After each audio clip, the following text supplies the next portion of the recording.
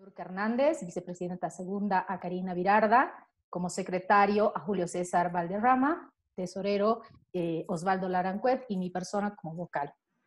Primero que nada, quiero agradecer en particular a cada uno de nuestros ponentes, como justamente había puesto en las redes sociales, para nosotros realmente nos llena de orgullo y tenemos un panel de lujo, ¿no? Como había mencionado.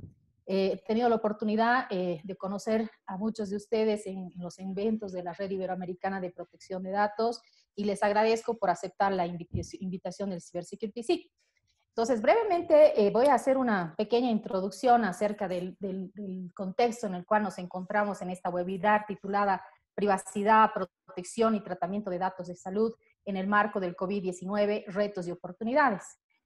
Voy a tomar algunos datos de la declaración de la presidencia del Comité Europeo de Protección de Datos, que llega a la conclusión que la protección de datos en absoluto puede ser un obstáculo en la lucha contra el coronavirus. Asimismo, se deben respetar los principios de protección de datos, especialmente los principios y el de finalidad, y conservar los datos no más del tiempo necesario para esta finalidad. El Reglamento General de Protección de Datos del ámbito europeo, las legislaciones de las protecciones de datos de los diferentes países, legislaciones sectoriales y normativas declaran, regulan y desarrollan que el estado de alarma o situación de emergencia legitima muchas veces el tratamiento de los datos de salud sin consentimiento de los afectados para la protección de intereses esenciales de salud pública o vitales de las personas físicas. Asimismo, se tiene que señalar también que el derecho de la protección de datos no es un derecho absoluto. Tomo las palabras del exdirector de la Agencia Española de Protección de Datos, José Luis Piñar Mañas, que un artículo que publica que señala que no se debe afirmar ni insinuar que el derecho fundamental a la protección de datos es un obstáculo para el desarrollo de las libertades y otros derechos fundamentales. Asimismo, también señalamos como grupo que son las autoridades sanitarias competentes quienes deben adoptar las decisiones necesarias. Los datos tratados deben ser exclusivamente los limitados para la finalidad pretendida, sin que pueda confundirse conveniencia con necesidad. Y finalmente, como establece el considerando 54 también del Reglamento General de Protección de Datos del ámbito europeo, se debe evitar que terceros como empresarios, compañías de seguro o entidades bancarias traten estos datos personales con otros fines. Entonces, con esta breve presentación un poco de la introducción acerca del contexto que justamente estamos viviendo con esta pandemia a nivel mundial del COVID-19, voy a proceder a hacer una presentación de nuestro primer ponente, el doctor Felipe Rotondo. El doctor Felipe Rotondo en la actualidad integra el Consejo Consultivo de la Unidad Reguladora de Control de Protección de Datos Personales. Es doctor en Derecho y en Ciencias Sociales y doctor en Diplomacia por la UDELAR y diplomado en Dirección de Administración Pública del Instituto Nacional de Administración Pública de España. Integra el Consejo Ejecutivo de la Unidad Reguladora y de Control de Datos Personales y es codirector del Anuario de Derecho Administrativo. Es autor de más de 90 trabajos publicados sobre temas en derecho público y expositor en congresos, seminarios en esa especialidad. Es profesor en los cursos de maestría de Derecho en la Universidad de Montevideo y profesor agregado de Derecho Administrativo en la Facultad de Derecho de la Universidad de la República. Querido doctor, para mí es un placer tenerlo en esta webinar. Como siempre, saludarlo cariñosamente y mencionarle que usted a partir de este momento tiene 10 minutos para su ponencia y si tiene pantalla la pueda compartir si tiene una presentación. Muchas gracias, Karina, doctora Medinaceli. Es un gusto estar aquí con ustedes y realmente muy contento de participar de esta actividad. Felicito a la ISOC y por supuesto también es una alegría compartir esta webinar con los amigos, colegas además en materia de protección de datos personales, doctores Parra, Remolina, Luna que está para llegar o para incorporarse y por supuesto con Mauricio Garro. De manera que muchas gracias. Yo diría de que la doctora Karina Medinaceli, en esa breve presentación, así la calificó ella, ya dijo todo. Y cuando es breve y es bueno, es muy importante y yo creo que lo básico está dicho. De todas maneras, quiero señalar que me voy a referir en especial al Uruguay. Y antes de hacerlo, quiero subrayar, como Karina refirió a especialmente al Reglamento Europeo y a decisiones europeas, que también la Corte Interamericana de Derechos Humanos, refiriéndose a los derechos humanos en general, ha señalado lo que la doctora Medinaceli decía, tanto la Comisión como la propia Corte, ahora en el mes de abril de este año. O sea, en palabras mías, pero son la idea de la Corte o de la Comisión, el Estado de Derecho no entra en crisis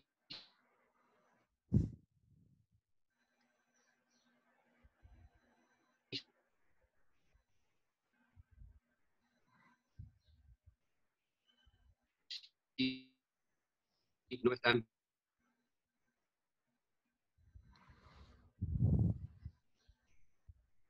pandemia. Los datos de salud son claramente datos especialmente protegidos, son datos sensibles. Incluso en principio no se admiten, reitero como regla, bases de datos con estos contenidos. Y por otra parte, en nuestro régimen jurídico, que es del 2008, pero ha habido un reciente ajuste que rige a partir del 2019, el consentimiento debe ser, además de informado, de previo, de inequívoco, escrito, para el caso de los datos sensibles, incluidos los de las bases de datos. Por otra parte, como acabo de decir, en esta ley que entró a regir el año pasado y que se dictó el decreto reglamentario número 64, ahora en febrero de este año 2020, para quienes traten datos personales como negocio principal, tienen el deber de efectuar evaluación de impacto y también deben tener delegado de protección de datos en la línea del Reglamento Europeo de Protección de Datos que entró a regir en el 2018. Como decía bien la doctora Medinaceli, en esta materia hay principios que son claves, que son generales, pero que en este caso de los datos de salud cobran especial relevancia. La finalidad determinada, la necesidad, que realmente exista necesidad de su tratamiento, la lealtad en cómo se obtienen y cómo se tratan, la confidencialidad y reserva, que no se publican indebidamente y que no aparezcan los nombres de enfermos o los nombres incluso de fallecidos por internet, etc. Y cuando la comunicación es legítima, que vamos a hablar de eso ahora, no se lo haga de un modo que estigmatice. Y también es importante lo que en el Reglamento Europeo está como principio, no quizás en nuestra legislación, pero está para mí incluido, el principio de minimización, o sea que solamente se requieran y traten los datos necesarios y con el menor grado posible, o mejor dicho, con el grado necesario. Como bien decía la doctora Medinaceli, como todo derecho, y lo dice la Suprema Corte de Justicia de Uruguay en muchos fallos, como todo derecho, dice la Corte, salvo de la vida, no es absoluto, no es ilimitado el derecho a la protección de datos.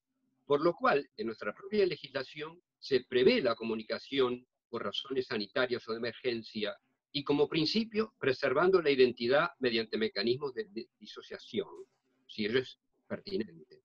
Y específicamente con respecto a un responsable que es el responsable tanto de protección de datos, pero también responsable de la higiene y de la salud pública, que es el Estado, en este caso en especial, a través del Poder Ejecutivo y Ministerio de Salud Pública, a fin de que cumplan la normativa sobre mantenimiento de la salud colectiva y que adopte medidas de la invasión de enfermedades e infectos. En la Constitución uruguaya de hace mucho tiempo está establecido el deber de los habitantes de cuidarse la salud y de asistirse en caso de enfermedad. O sea, no aparece explícito el derecho a la salud, pero sí el derecho a la vida. Y claro, sin salud no hay vida. Pero también aparece el deber de los habitantes de cuidarse la salud y de asistirse en caso de enfermedad. Y en una vieja ley del año 1934, que no voy a entrar ahora en detalles porque creo que les cambiaría de tema, aparece que en caso de epidemias o serias amenazas de enfermedad infectocontagiosas, la autoridad que nombré antes adoptará medidas para mantener indemne al país o disminuir los estragos de la infección. Y un decreto más reciente, del 2012, define los eventos sanitarios en los cuales las entidades de salud deben notificar al Ministerio de Salud Pública para que ésta adopte las medidas necesarias. Quiere decir, en nuestro país no se ha ido a lo que se suelen llamar poderes de emergencia. Hasta ahora se ha utilizado medidas de índole, medidas previstas por la legislación ordinaria y por el camino, sobre todo, de la exhortación. Por ejemplo, en nuestro país, La cuarentena no ha sido obligatoria y sin embargo se ha cumplido, yo diría, en más de un 90% por las personas. Se ha ido por el camino de lo que alguna autoridad, y no quiero hacer reclame porque no es mi intención, habla de la libertad responsable. Ahora, hablé antes de la comunicación de datos. Obviamente, la admisión de la comunicación de datos relativos a salud hacia el Ministerio de Salud Pública para que cumpla la finalidad específica será precisamente para esa finalidad específica de ese responsable y no para usarlo, como bien decía Karina, para otros fines. O sea, mantener esa determinación específica de fines y suprimirse si ya no son necesarios. En todo caso, con la reserva correspondiente. Con esa base, no quiero desarrollarme este tema porque yo diría que esa es la base normativa esencial y que yo tengo acá, como decía Karina, los distintos considerandos que son muy buenos del reglamento europeo, mejores todavía que la parte resolutiva, digamos, de dicho reglamento. En esa misma línea, nuestra unidad reguladora y de control de datos personales, el 20 de marzo, efectuó tomó un dictamen sobre estos temas, en la línea de lo que acabo de decir. ¿Por qué? Porque en nuestro país, pocos días antes, el 13 de marzo, el Poder Ejecutivo Nacional declaró la emergencia sanitaria nacional. Y quiero subrayar algo que dice ese decreto en su parte resolutiva, que debe mantenerse, dice el decreto, un equilibrio entre protección de la salud humana, la minimización de los trastornos sociales y económicos y el respeto de los derechos humanos. Por otra parte, nuestra unidad, y está en la página de la misma, estableció una serie de recomendaciones para el tratamiento de datos personales que entiendo que básicamente desarrollan lo que expuse. Entonces, la emergencia nos lleva a la desaparición del derecho a la privacidad de las personas y a la protección de datos personales. Sí, a la necesaria ponderación en las situaciones que correspondan para preservar la salud de las personas y con ello la vida. Porque sin la vida tampoco íbamos a tener ningún derecho, ni tampoco la privacidad y la protección de datos personales. Me parece interesante que diga algo más concreto sobre alguna situación. Todavía creo, Karina, que tengo por lo menos 4 minutos, si mi reloj no está mal, o 5. No quiero, yo trato de cumplir, así que me estoy autocontrolando, pero también estoy a vuestras órdenes, Karina. Algún caso más concreto que se nos está planteando y que ahora se parecería que se va a habilitar por el Poder Ejecutivo. Y que además tal vez ustedes lo conozcan porque se ha dado bastante publicidad a que otros países también lo adoptarían, por lo menos 3 o 4 países, uno sería Dinamarca, pero bueno, ¿qué es? Algo sobre lo cual nuestra unidad se expidió de modo preliminar, y subrayo esta palabra, porque se requeriría para un informe más acabado mayor información. Y se refiere a la iniciativa promovida por Apple y por Google conjuntamente sobre una aplicación relativa a proximidad de las personas, contact tracing. Y quiero que quede claro este punto, porque de acuerdo a lo que nosotros hemos manejado, esta aplicación facilita precisamente la comunicación por parte de una persona que resulte afectada por la enfermedad a otras con quienes estuvo en cercanía mediante el uso de Bluetooth. Nuestra unidad remarcó cuando tuvo conocimiento de los detalles, aunque entendemos que para nosotros falta algo más, la pertinencia, de acuerdo al principio de responsabilidad proactiva que nuestra ley ahora es norma, en que deben adoptarse medidas de privacidad por diseño y por defecto, así como realizar una evaluación de impacto y designar un delegado de protección de datos. Por otra parte, en ese análisis preliminar consideró, entre otros aspectos, que la base es el consentimiento de la persona para descargar la aplicación y aceptar sus términos, activar las notificaciones, lo que conlleva la activación de Bluetooth, y también llevar el teléfono móvil, por supuesto. La unidad expresó también que debe habilitarse la desinstalación de la aplicación y del sistema de notificaciones. También señaló, y lo remarco por lo que dije antes, que es la autoridad sanitaria nacional a la que debe definir los fines en el marco de esta emergencia y la que debe asumir el rol de responsable. Obviamente, y Karina ya lo dijo, yo también, la autoridad pública no puede usarla para otros fines, cualesquiera fuera, de seguridad, de marketing, etc. Y por el principio de veracidad, solo tiene que ser la necesaria para esos fines y obtenerse esa información de privacidad, pero no es la ubicación de las personas. O sea, no es geolocalización ni es monitoreo de los usuarios.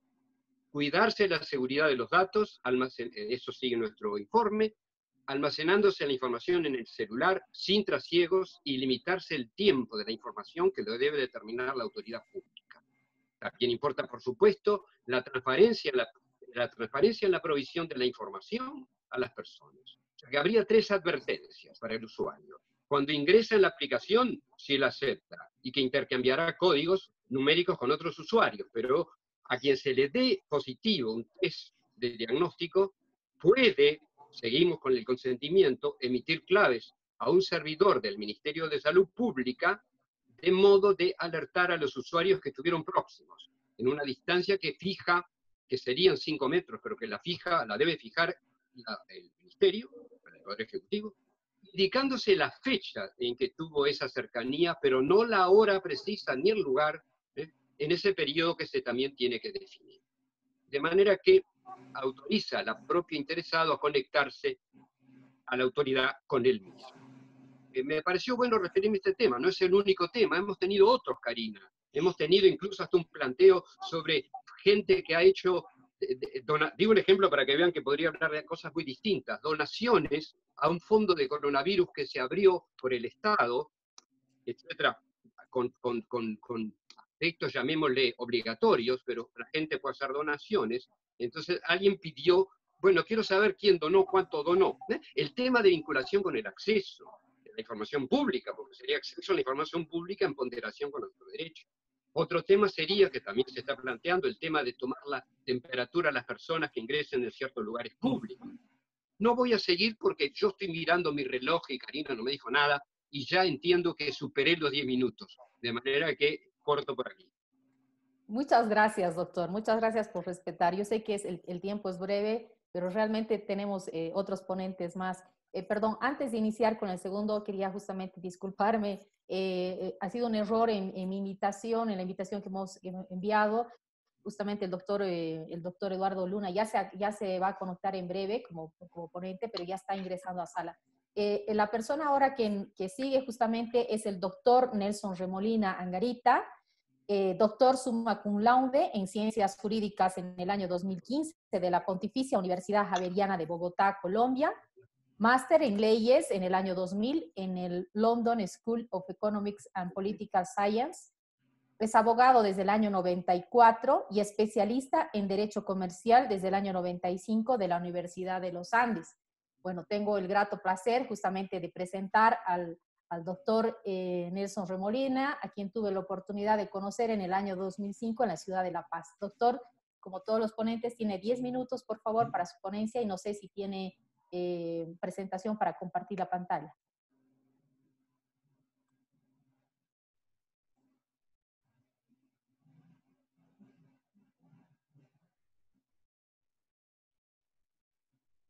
El doctor tiene bloqueado el micrófono. Osvaldo, ¿podrías desbloquear el micrófono del... Ya, listo, ya. Ay. Yo creo que ya me escuchan. Sí, lo escuchamos. Sí, se escuchamos. Muy bien. ¿Y se ve la presentación, Karina? No, está como, no sé si tu celular, creo. Está AirPods, Nelson, que después lo tienes que bajar. Ajá. Perdón, entonces regáleme un segundo, ¿no? Sí, ahora mismo está en la pantalla de Bluetooth. Dele nuevamente en compartir pantalla y selecciona nuevamente aquella en la que está su presentación. Ok, muchas gracias. Perdón, regáleme un minuto.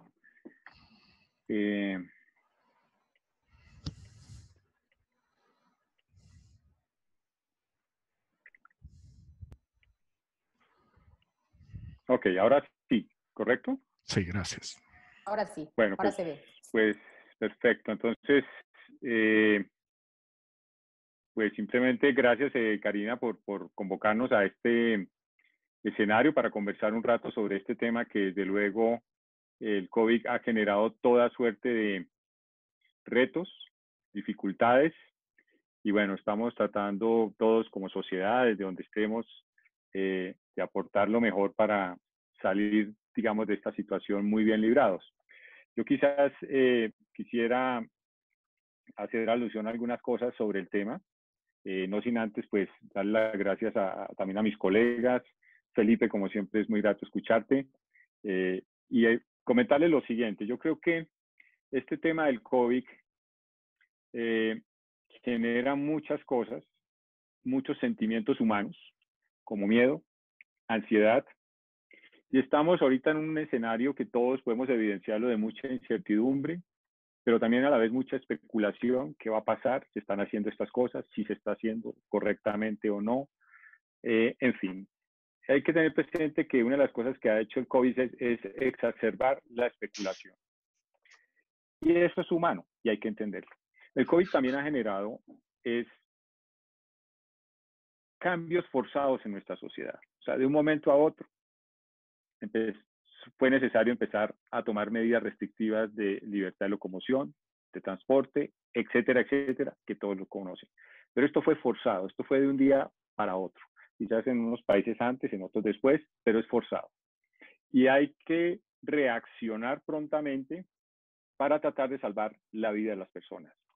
La vida de las personas como uno de los tantos derechos, y no el único, pero uno muy, muy, muy importante. Felipe lo decía, pues sin vida, entonces, ¿de qué vamos a hablar? Bueno, y también el COVID ha generado una nueva, comillas, normalidad. No sé si eso sea normal, pero algo que veíamos como algo excepcional en las regulaciones de datos o en muchas cuestiones, hoy es lo normal.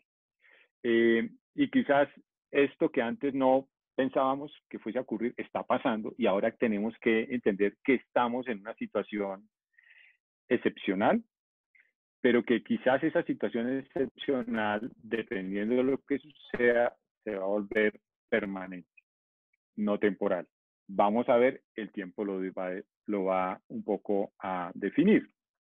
Y sobre esto, pues la información, como ustedes muy bien saben, se ha planteado como parte de la solución, pero no la solución.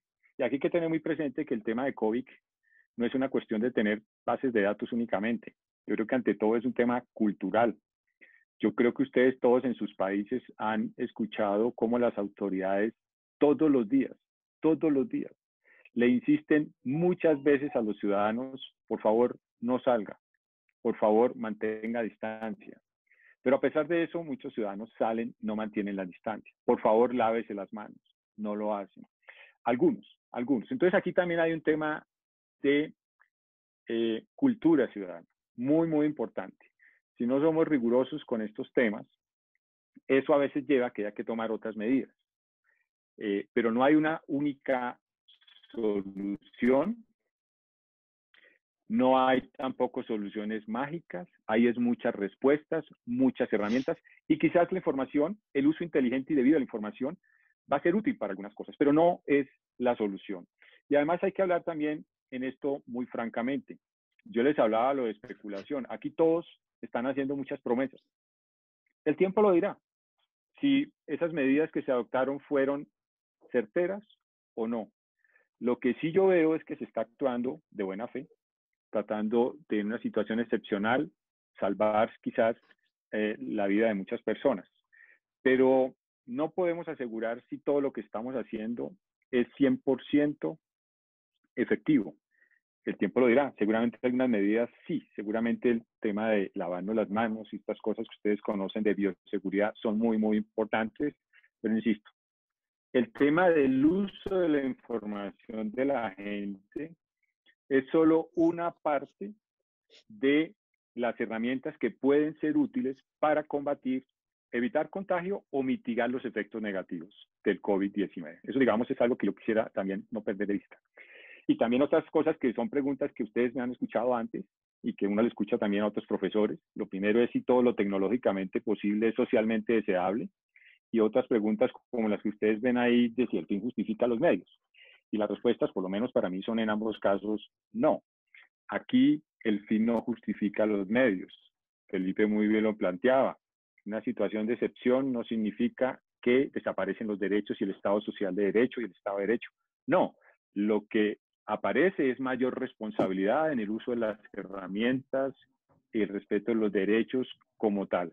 Pero también tener presente que estamos en una situación de excepción, pero no quiere decir que excepción sea igual a desaparición de los derechos. Y esto me parece, digamos, muy, muy clave porque pues se está haciendo uso de muchas tecnologías con buenos propósitos para unas finalidades. El tema hay que mirar es si esos procedimientos, métodos que están implementando van hasta un punto aceptable desde la perspectiva de protección de otros derechos o si de pronto se están excediendo. Y yo quisiera también dejar algo muy claro acá, por favor, que en mi opinión no debemos perder de vista. Mire, nosotros podemos hablar de muchas leyes, muchas regulaciones, la más estricta allá, la menos estricta acá, muchas autoridades, pero esto va a depender finalmente de los responsables del tratamiento.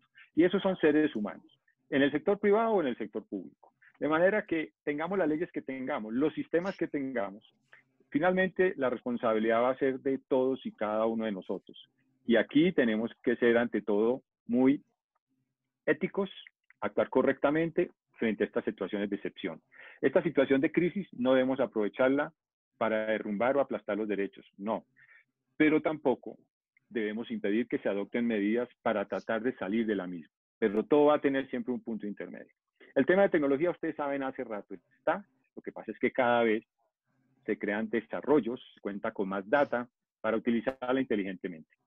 Aquí ustedes ven, y esto no es nuevo, aquí ven un principio de una resolución del año 75. Hace rato ya todos sabemos de qué trata, pero esto no es nuevo, hace rato lo sabemos, y eso es muy importante también para aquellos que dicen que la protección de datos es un obstáculo a la innovación tecnológica. Eso es falso, me parece que eso es una respuesta facilista, es una respuesta muchas veces de gente que hace las cosas mal desde el principio y después quiere justificar lo que hizo mal. Aquí, quien va a hacer las cosas tiene que hacerlas bien desde el inicio. Acá, si ustedes ven esto, siempre se ha dicho bienvenida a toda la innovación tecnológica, por favor, desde luego, pero en beneficio de la paz, la humanidad, los seres humanos. Y hay que mitigar los riesgos que pueda generar eso a los derechos humanos. Creo que eso es sensato, eso ya está desde hace mucho tiempo y no hay que perderlo de vista. Pero me parece muy falso el argumento de decir que esto es un obstáculo. Me parece que eso es una respuesta que a veces uno escucha mucho de ese tipo facilista de la gente que de la verdad no toma desde un principio el tema en serio y piensa solo en una parte de la medida y no integralmente.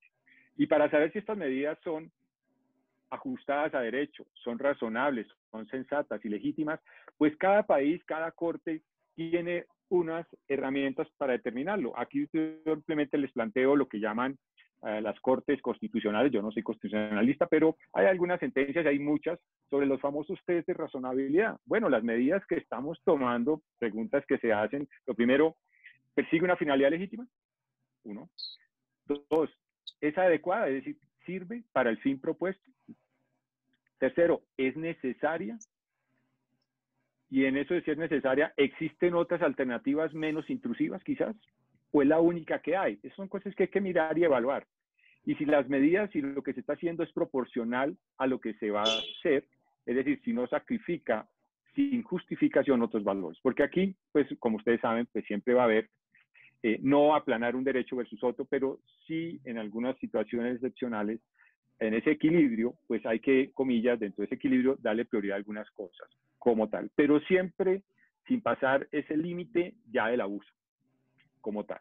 Bien, ahora, Colombia. Esta ley 1581 de 2012, que seguramente han escuchado, conocido como muchas de las leyes que tenemos en todos nuestros países, esta es una ley de aplicación transversal, temática y tecnológicamente. Eso es muy importante. Es neutral, tecnológica y temáticamente. De manera que aplica para todo lo que se ha desarrollado y para lo que se va a desarrollar en el futuro y en este momento que se está desarrollando con ocasión de, por ejemplo, herramientas tecnológicas para combatir o mitigar los efectos del COVID. Entonces, tener presente que esta norma está ahí. A veces la gente quiere una ley especial para la APP X o Y. No, por favor, ya tenemos una ley, simplemente hay que cumplirla. Y la ley ya tiene unos mandatos muy específicos sobre eso. Quizás tener presente que la regulación sobre los datos de salud desde hace mucho tiempo, de hecho, existe. Ahí simplemente pongo a colación algunas normas, pero y simplemente desde los años 80, pero quizás antes ya existían, y todas en últimas, yo creo que cuando uno mira esas normas, pues exigen, pues, desde luego, confidencialidad, reservas, información, uso limitado, circulación limitada, y al catalogarse como información sensible en muchos países, como es el caso de Colombia, pues ahí ustedes muy bien saben que eso implica lo que ha dicho la Corte, una responsabilidad reforzada, es decir, mayores medidas de seguridad, mayores restricciones de uso, circulación y confianza. ¿Y esto quién lo debe implementar? Por favor, quienes están utilizando esos datos. Es allá a quienes debemos exigirles en primer lugar. Y eso no hay que perderlo de vista. Quizás también traer a colación algo que se ha interpretado equivocamente. Para muchas cosas hay situaciones, en muchos casos hay situaciones excepcionales en los cuales la regla general de, por ejemplo, obtener datos de las personas, pues tiene unas excepciones. Acá ustedes ven en el caso colombiano cuáles son las excepciones. Dentro de las excepciones están los casos de urgencia médica y sanitaria, como estamos actualmente. Pero incluso si no estuviésemos en casos de urgencia médica y sanitaria, por favor, cuando la información la requieren las autoridades administrativas en el ejercicio de sus funciones, es legítimo que recolecten sin autorización. Eso dice nuestra regulación. Esas son las reglas con que debemos jugar actualmente. Que se pueden revisar, perfecto, es lo que hay. Pero también no perder de vista algo. No quiere decir ello, como algunas personas lo han tomado equivocadamente, que eso es un cheque en blanco, que entonces eso pues, las autoridades pueden hacer lo que quieran. No, no, por favor. La misma ley dice que quien recolecta datos de esta manera, pues debe aplicar el resto de la ley. Punto. Simplemente para recolectar los datos no requiere autorización. Y hay que tener presente algo que me parece también clave en esto. La gente cree falsamente que la autorización es igual a protección. No. Autorización, en mi opinión, es una forma de legitimar la recolección de datos, pero no es protección. Realmente la protección va a ser de las medidas que efectivamente utilicen los responsables o implementen en la práctica. Eso me parece que sí es protección. Del tema ético. Y por eso me parece clave, ya Felipe lo mencionaba, de tener presente esto. Esto es simplemente una adición de otros ingredientes a lo que conocemos del principio de privacidad desde el diseño y por defecto. Yo creo que aquí hay que ver legalidades del diseño. Hay que mirar cuando se hagan estos proyectos, ¿esto se ajusta a la ley? Sí o no, pero desde el principio. Privacidad, desde luego. Ética también, desde el principio, como dicen, desde el diseño y por defecto. Seguridad y accountability. Si uno mira esos elementos y se aplican en la práctica, pues uno esperaría que los productos que se estén generando y las herramientas, pues cumplan sus cometidos sin lesionar o afectar los derechos de las personas. Ese es el mensaje, eso ya está escrito. Felipe mencionaba, acá en Colombia desde 2015, 2016 ya hay un decreto en el cual habla, por ejemplo, de los estudios de impacto de privacidad, pero no en general, sino para un proyecto específico que es el de carpeta ciudadana. Pero eso viene hace 5 o 6 años. Lo que yo digo es, las normas están, lo que falta es cúmplanlas. Por favor, cúmplanlas. Respetar los derechos de las personas. Los derechos de las personas no desaparecen con ocasión de esta pandemia.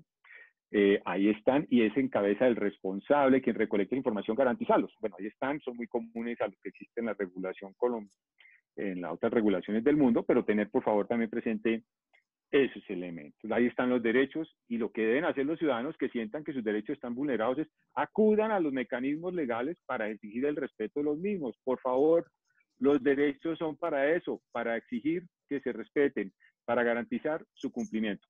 El derecho, quien tenga los datos de una persona no debe esperar que le rueguen para respetar sus derechos, no, es de inmediato, hay que cumplirlo y eso estamos porque esas son las reglas que involucran a todos, tanto a los responsables como a los titulares de los datos. Y esta serie de principios que no me voy a detener, voy a pasar, quizás en las preguntas mejor hacemos énfasis, pero yo sí hablaría del principio de finalidad. Las finalidades deben ser específicas y también la data que se recolecta en la regulación dice deben ser los datos estrictamente necesarios para cumplir esta finalidad.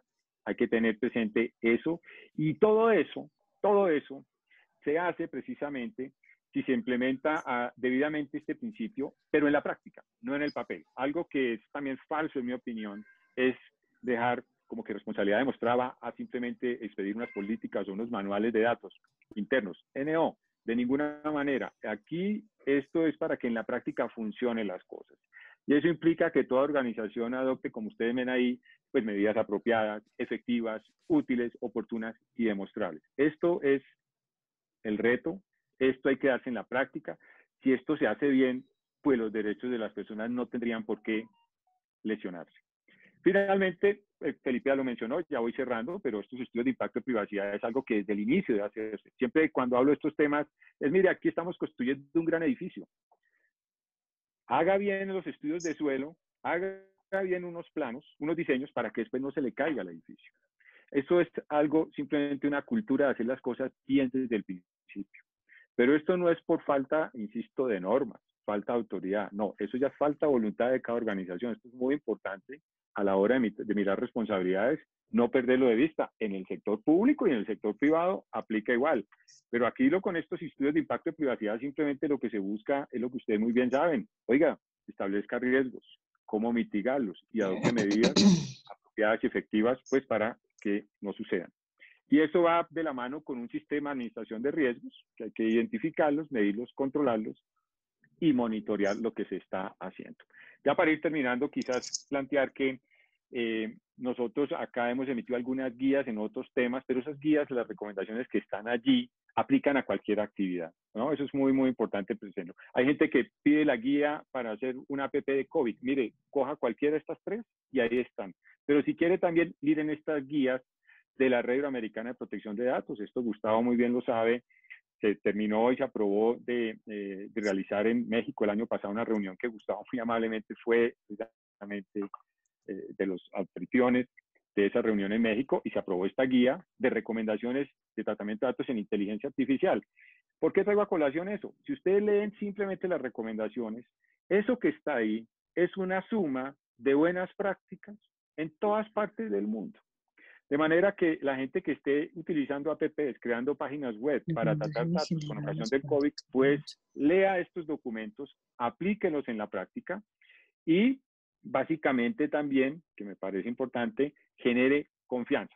Porque una de las cosas, y con eso ya termino, excúseme Karina, que a veces hablo mucho y me excedo, pero una de las cosas para tener presente es que también yo veo una crisis de confianza. Hay mucha gente que, no toda, realmente esto no es que porque una o dos personas digan, armen escándalo, entonces quiere decir que la sociedad desconfía de esto, pero sí hay gente y con razones válidas, yo no voy a cuestionarlas, pero aquí es importante ser más transparente en estas actividades, ser muy estricto con el cumplimiento de la ley, implementar la responsabilidad demostrada, que creo que si se hace todo eso, pues se va a generar algo muy positivo para todos. Insisto, quizás con el mensaje inicial, estamos en una situación de excepción en la cual debemos ser mucho más responsables todos en el sector público y privado, no solo con la data de la gente, sino con otras cosas de la gente. Y entre otras, como ustedes los han visto, no solo cuidarnos nosotros, porque acá en esto no dependemos únicamente de nosotros, sino de todos los demás. Si no somos disciplinados y solidarios, pues seguramente esto no va a terminar muy bien.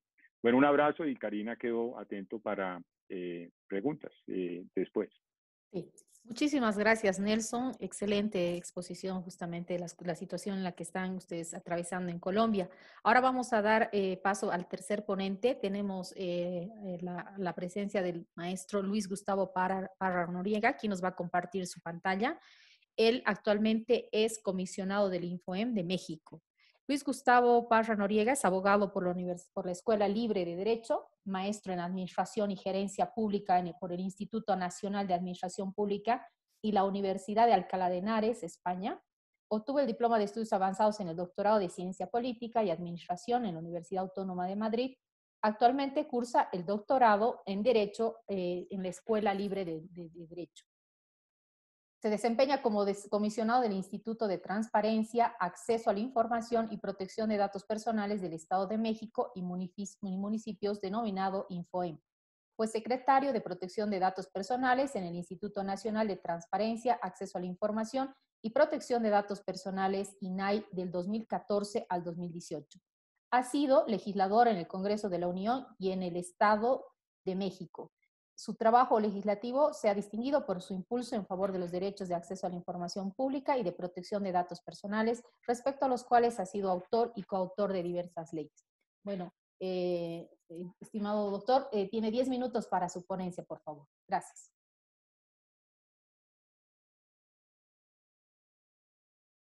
Muchas gracias, Karina.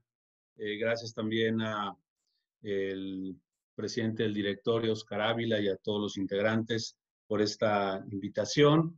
Y bueno, pues saludo a mis queridos amigos y colegas Nelson, Mauricio, Felipe y Eduardo.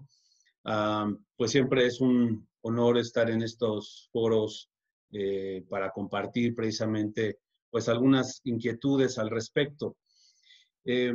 Ya se mencionaba al principio, y bueno, también en un reciente artículo en el Financial Times, el profesor de la Universidad Hebrea de Israel, Yuval Noah, mencionaba que pedirle a la gente que elija entre privacidad y salud es un problema, es la raíz del problema porque es una elección falsa. Podemos y debemos disfrutar tanto de la privacidad como de la salud. No es que sea elegir una u otra, se pueden y deben elegir las dos. Ya se mencionaba también, y ya lo expuso Nelson magistralmente, estos tests, estas ponderaciones de derechos tienen que estar presentes en los casos específicos, ya que, por supuesto, los derechos fundamentales no son derechos absolutos y limitados, pero se debe de buscar precisamente su armonización, se debe buscar su ponderación, basados en el juicio de idoneidad, necesidad, proporcionalidad, y que esas medidas precisamente cumplan con esos estándares. Claramente hay riesgos que están surgiendo en el mundo a partir de esta pandemia, precisamente por tensiones entre los derechos fundamentales y, como también se ha mencionado, no es necesario quitar unos para dejar otros. Es necesario armonizarlos y bueno, ciertamente estos desafíos, estos peligros para el orden, para la seguridad que se están generando, todos estos desafíos a partir de los resultados de que alguna persona resulte positiva a este virus, pues le implican que si se conoce su condición de salud, pues se puede poner en riesgo muchos valores y se pueden generar riesgos de discriminación, ataques incluso en lo personal. Hemos desgraciadamente visto en los periódicos casos de ataques específicos o de discriminación a personas que portan este virus o incluso lo peor a los responsables sanitarios, al personal que está jugándose también la vida, ayudando a estas personas. Entonces, ciertamente hay pues muchas dudas, muchos interrogantes. Y en ese sentido, pues se ha planteado cómo hacer frente y bueno, una de las aristas que ya se mencionaban también un poco por Felipe, tienen que ver con pues estas formas de dar seguimiento a los contagios. Ya ha habido muchas respuestas, ha habido diversas respuestas a lo largo pues de todo el mundo, sobre todo en Asia, en el Oriente, donde pues empezó esta pandemia. Hubo respuestas pues diversas, sobre todo, por ejemplo, el gobierno chino, del gobierno coreano, del gobierno de Singapur, donde pusieron en marcha estas aplicaciones precisamente para poder identificar a las personas que pudieran estar afectadas, a los contactos que hubiera tenido, de los familiares, en fin. Se buscó hacer por medio de este Trace Together en Singapur. Y bueno, ahí se ve que esta aplicación ha tenido cierto éxito, aunque ha habido rebrotes, pero pues lograron de alguna manera dar un seguimiento, una trazabilidad a los contagios. Ahí en esta aplicación, pues hay datos que se identifican como número de teléfono, pero hay una identificación de usuario anónima, al azar, en fin, y parece que bueno, pues esto ha tenido cierto éxito. Sin embargo, bueno, ahí sabemos que en Singapur no se van con medias tintas y hay también una obligación de cooperación de los ciudadanos con la policía, e incluso multas y bueno, una serie de cuestiones. En Corea del Sur hubo también una aplicación que fue muy importante, con una dosis de mayor, digamos, obligatoriedad y de incluso seguimiento, y si la persona, la aplicación notificaba al sospechoso, pues había alguien que estaba cuidando también y controlaba esa zona, en fin, no podía salir de la cuarentena. Ha habido casos en todos lados. En España hay aplicaciones de autodiagnóstico, autoevaluación, como el de asistencia COVID. Hay un debate ahí si se usa digamos, el protocolo paneuropeo de proximidad para preservar la privacidad, o si se utiliza una alternativa que parece ser preserva mejor la privacidad, que es esta opción de rastreo descentralizado de proximidad, el DP3T, que también lo están desarrollando ahí científicos europeos. En fin, está ese debate ahí en ese país. En Israel, pues directamente usaron tecnologías de vigilancia digital y se usaron pues se autorizó el uso de estas herramientas. Y como ya se mencionaba, esta aplicación que anuncia Google y Apple, ahí está mal, perdón, el 10 de abril pasado, precisamente en un acuerdo de colaboración, precisamente para instalar en dispositivos móviles una aplicación, o ellos le llaman una interfaz que se llama API, porque, bueno, el 99% de los sistemas operativos que se usan en el mundo es o Android o iOS. También el Tecnológico de Massachusetts ha hecho un seguimiento por medio de su revista y todo lo que tienen ellos ahí de áreas de investigación, una cosa que se llama el COVID Tracing Tracker, donde han detectado 25 esfuerzos específicos de seguimiento de contactos automatizados que son significativos e individuales a nivel mundial. No son los únicos, ellos hablan de 150, pero 25 que, digamos, son como esfuerzos más serios al 22 de mayo. Entonces, bueno, hay que estar muy atentos de cómo están operando en los distintos países. Ciertamente, muchas organizaciones de sociedad civil han levantado la voz, la Human Rights Watch, en una comunicación del 2 de abril, pues habla de que deben de adoptarse ciertamente medidas que sean legales, necesarias y proporcionadas, que deben ser de duración limitada, que es importante proteger los datos personales y, en fin, todo lo que esto implica en cuanto a uso de tecnología de vigilancia, tomar en cuenta el riesgo que se genera y lo que ya se mencionaba también por parte de Nelson, evaluar el impacto en la privacidad de los derechos humanos desde el inicio, precisamente para que estos mecanismos pues no se vayan más allá y al contrario, haya un modelo de rendición de cuentas y de salvaguardas contra el uso indebido. En fin, hay a nivel internacional pues diversos documentos. La OCDE ha emitido 2 documentos del 3 de abril y del 23 de abril, donde se habla de este seguimiento a través de aplicaciones de datos biométricos. En el primer documento también nos hablaba de que en todos los fenómenos alrededor de lo que está implicando en cuanto a campañas de phishing, de estafas, de robo de identidad y otra serie de amenazas que ellos les llaman que pueden afectar la seguridad digital. La propia Organización Mundial de la Salud tiene algunas aplicaciones de información precisamente para todo este problema de la pandemia. El ámbito interamericano, ya lo mencionó Felipe, ya no lo hago más a detalle, pero ahí están las 2 resoluciones, tanto la de la OEA a través de la Comisión Interamericana, Pandemia y Derechos Humanos, y en el cuadernillo 28 de la Corte Interamericana sobre el derecho a la salud y específicamente sobre el COVID. Dice que se debe implementar injerencias que no sean desmedidas ni lesivas para la privacidad. Casos hay muchos que ha habido, hay algunos que incluso pues chocan con temas de libertad de expresión y ahí se tiene que apelar también a la responsabilidad ética de los medios para no dar a conocer información que lesione a la persona, a su dignidad y a sus derechos.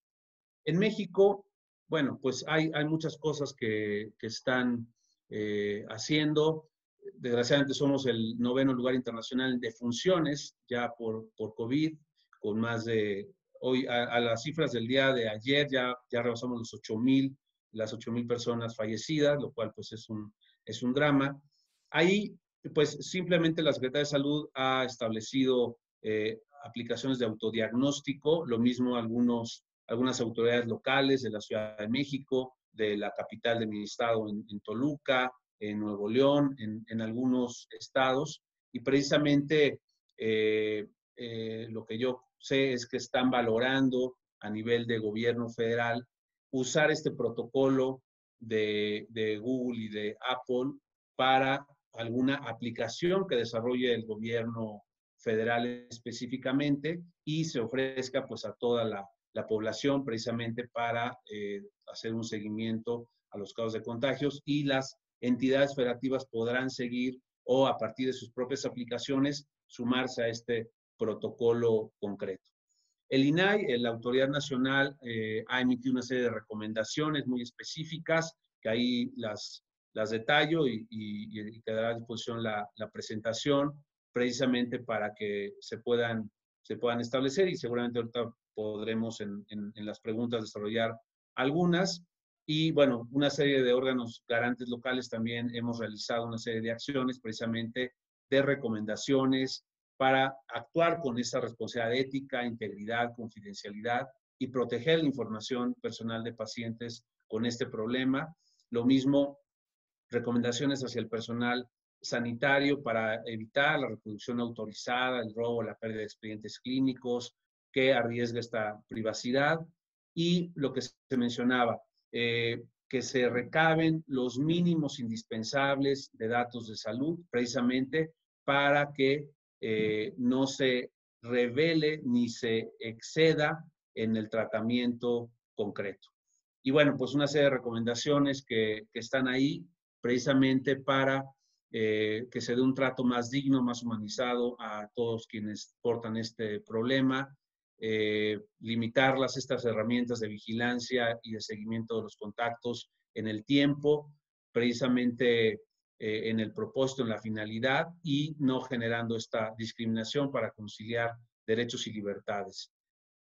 Evitar, pues, que las transferencias, por ejemplo, pues se realicen de manera indiscriminada, sino solamente entre las autoridades de salud. Y bueno, claramente también en nuestro país existe una serie de excepciones, precisamente en nuestras leyes de protección de datos, tanto el sector público como privado, donde se establece una serie pues, de posibilidades, sobre todo de obviar o de exceptuar el consentimiento para las situaciones de emergencia sanitaria como la que estamos ahora. Pero todos los demás principios deben de prevalecer y deben de cuidarse, deben de tomarse en cuenta y no hacerse un lado la legalidad, la finalidad, la proporcionalidad. Y todo eso, claramente, las autoridades de salud pues deben de tenerlo muy, muy en cuenta.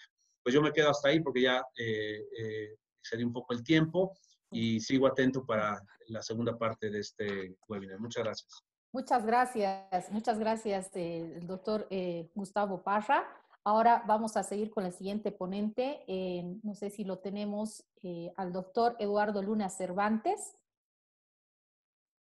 El doctor Eduardo Luna Cervantes es director general de las Autoridades Nacionales de Transparencia y Acceso a la Información Pública y de Protección de Datos Personales del Ministerio de Justicia y Derechos Humanos. Es abogado por la Universidad de Lima y docente en la misma casa de estudios en la asignatura de Derecho Constitucional.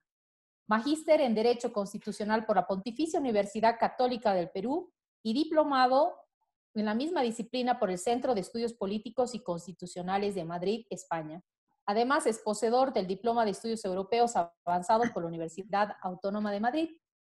Ha sido funcionario en la Defensoría del Pueblo de Perú, donde ejerció la jefatura del Programa de Ética Pública y Prevención de la Corrupción.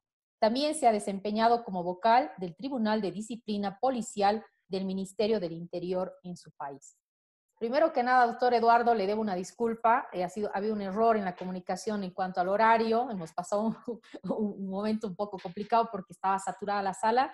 Pero ya superado esto, agradecerle que pueda participar en la webinar a nombre del directorio de ISTOC Cybersecurity SIC. Comentarle como a los otros ponentes que tiene 10 minutos para su ponencia, por favor. Y si tiene presentación, que nos pueda compartir la pantalla. Muchas gracias, Karina. En primer lugar, más bien, las disculpas de mi parte. Ha sido una mezcla de confusión y problemas técnicos, lo que ha impedido que pueda incorporarme a esta importante charla con los amigos de siempre, además con un saludo a Felipe, a Nelson, a Gustavo, ahora a Mauricio y a ustedes, los amigos de Cybersecurity, a Osvaldo, Karina, a Niurka, por su gentil invitación. Bueno, el tiempo es breve y trataré de ser muy sucinto en lo que quiero tocar el día de hoy. En primer lugar, cuando hablamos de desafíos, de riesgos, de recomendaciones, por hacer un ejercicio de sinceridad, creo que los riesgos son similares a los que transita cualquier persona a la hora de pedir un taxi por aplicativo, de comprar online en una tienda de grandes almacenes o compartir una fotografía o video en redes sociales, ¿no? Vale decir, lo que puede ocurrir y el riesgo que supone este tipo de prácticas comunes para todos es la mala utilización de los datos personales, ¿no? Los estándares son ya prácticamente universales. A nivel europeo está claro desde la entrada en vigencia del reglamento. A nivel iberoamericano tenemos los estándares iberoamericanos, que bien a lo que se han referido muy bien Nelson, Felipe y Gustavo. Y nuestras legislaciones nacionales tienen, pues, estos principios comunes de estricta necesidad en la recolección, de precisar la finalidad, del consentimiento, de la seguridad, de la confidencialidad de la data, ¿no? Por tanto, lo que sí ha cambiado claramente en esta coyuntura es que los riesgos ahora son de variada intensidad en la afectación, ¿no? Son ciertamente otros, pero la afectación puede ser muy grave, puesto que puede haber efectivamente discriminación en el empleo. Hoy hay un plan de retorno en entidades públicas y empresas privadas, donde hay una habilitación legal, por ejemplo, para hacer tratamiento de datos de salud, a fin de prevenir el riesgo de contagio. Tenemos también los riesgos de la irrupción violenta en videoconferencias, con un afán exhibicionista o con un afán de robar datos personales. Tenemos el riesgo del perfilamiento o el seguimiento ilegal a personas a propósito de la geolocalización de terminales móviles. Y yo añadiría dos riesgos más, ¿no? Las malas decisiones personales que podemos tomar respecto a nuestra salud por esta llamada infoxicación, ¿no? Esta abundancia de información o la falta de ella por parte del aparato del Estado. Y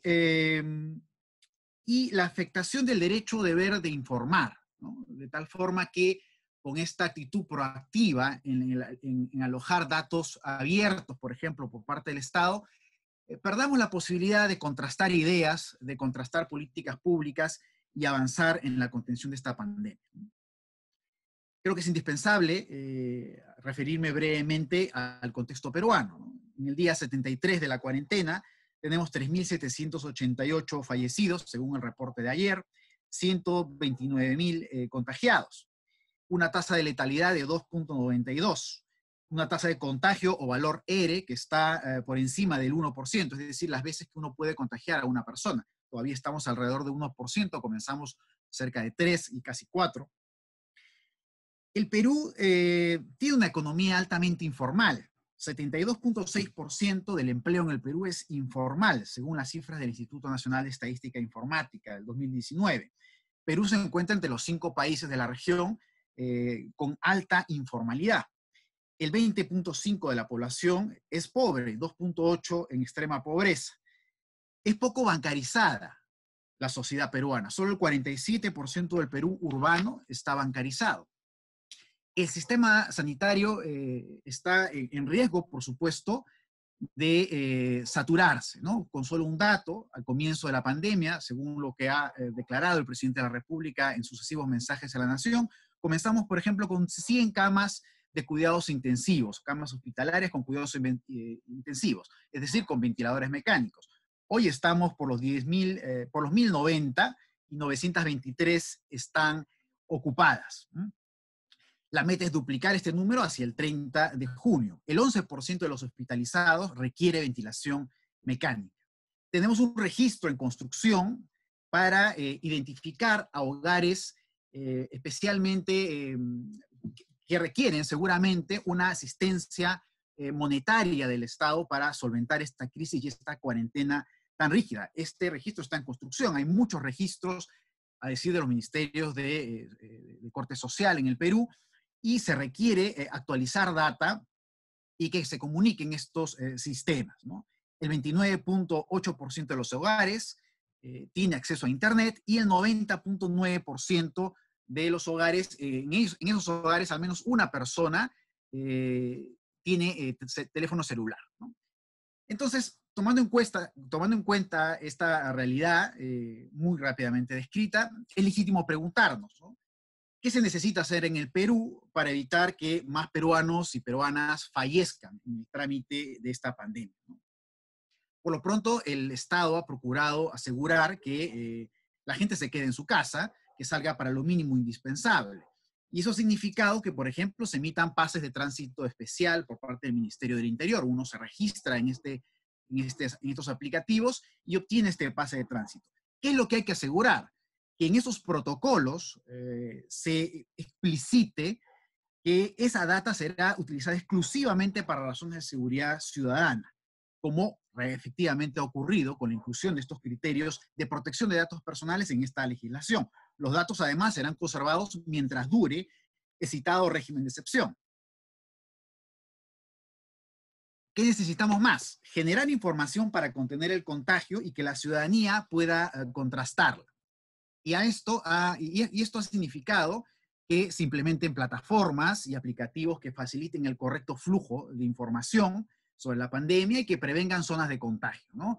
Desde la página web coronavirus, ¿no? go.p/coronavirus, que enlaza a una serie de páginas del Estado que da cuenta de información sobre la sala situacional, cómo va evolucionando la pandemia, preguntas y respuestas frecuentes, número de hospitalizados, número de camas hospitalarias, número de camas en cuidados intensivos, ventiladores, equipos de protección especial, es decir, una serie de información para combatir esa falta de información que puede perjudicar justamente la toma de decisiones de los ciudadanos. También se han generado aplicativos móviles, el Perú en tus manos, que implica pues una plataforma digital para geolocalización, con una habilitación legal para esta tarea, pero con una clara consigna, ¿no es así? Acceder a las personas que realizan llamadas a las centrales de emergencia del Seguro Social de Salud y del Ministerio de Salud, que se anonimicen para efectos de la transferencia a distintas entidades públicas del rol que pueden eventualmente realizar a propósito de la asistencia alimentaria, ¿no? Eso por lo pronto, si hay tiempo, comentaré un poquito más de ello. Y lo importante es que en esta lógica esté presente en estas soluciones tecnológicas, esté presente la lógica de la protección de datos, ¿no? Igual, estos aplicativos ofrecen un servicio de triaje digital para identificación de casos sospechosos, y lo importante aquí es que la política de privacidad recoja, como en efecto creo lo hace, aunque permanentemente se está perfeccionando y actualizando, para qué se recopilan los datos, qué datos se recopilan, dónde domicilia el titular del banco de datos personales realizado, cuál es la finalidad y las transferencias si estas se producen, ¿no? También es necesario asegurar el mínimo existencial para la población económicamente más perjudicada. Esto ha significado, por ejemplo, permitir el retiro de fondos individuales de aporte previsional. Hay un sistema privado de pensiones en el Perú, una cuenta individual que todo el mundo aporta a lo largo de su vida laboral. Pues bien, para paliar los efectos de esta crisis se ha permitido en distintos tramos retirar alguna cantidad de dinero para superar esta situación. Pues bien, aquí lo importante es que se precise, efectivamente, como se ha hecho en la norma, que el acceso, por ejemplo, que tiene el Ministerio de Trabajo al uso y tratamiento de datos personales, de bancos de datos personales administrados por el Ministerio de Desarrollo e Inclusión Social, para efectos del Padrón General de Hogares, ¿no? Hay una habilitación expresa para que determinadas agencias gubernamentales puedan obtener la data de otras, valiéndose también de supuestos que prevé la Ley de Protección de Datos Personales peruana, ¿no? Es decir, cuando se puede sortear, digamos, el tema del principio del consentimiento sobre la base de que se comparte información, por ejemplo, de datos de salud, siempre que sean para el beneficio del paciente, o sea, porque se trate de salud pública, o sea, que se trate del interés directo del titular. como por ejemplo puede significar que el aparato del Estado se ponga a su servicio para garantizarle un subsidio económico directo. Proveer, por ejemplo, a los hogares más necesitados de un subsidio monetario directo. Se confecciona, como les decía, este registro nacional a cargo del RENIEC, que es el Registro Nacional de Identificación y Estado Civil, y se habilita expresamente a determinados ministerios para entregar data a este registro, ¿no? Para efectos de la confección de este padrón, y tener un registro unificado que evite situaciones de pago indebido a personas que no cumplen con el perfil para ser beneficiarias de esto. Tengo que ir ajustando, por supuesto el tiempo es bastante corto, solamente referiré que como parte de estas medidas también se ha abierto las cuentas bancarias, se ha permitido a las agencias bancarias abrir cuentas de personas que se encuentran en estos padrones para poder remitirles allí el dinero y evitar las aglomeraciones, ¿no? Y esto incluso sin necesidad de una celebración previa de un contrato formal y que se tenga que apersonar para abrir una cuenta, ¿no? En fin, lo importante es que este tipo de dispositivos incorporen claramente los candados que establece la Ley de Protección de Datos, como recolectar aquellos datos estrictamente necesarios para la finalidad legalmente permitida. Y es lo que estamos observando en buena parte de los dispositivos.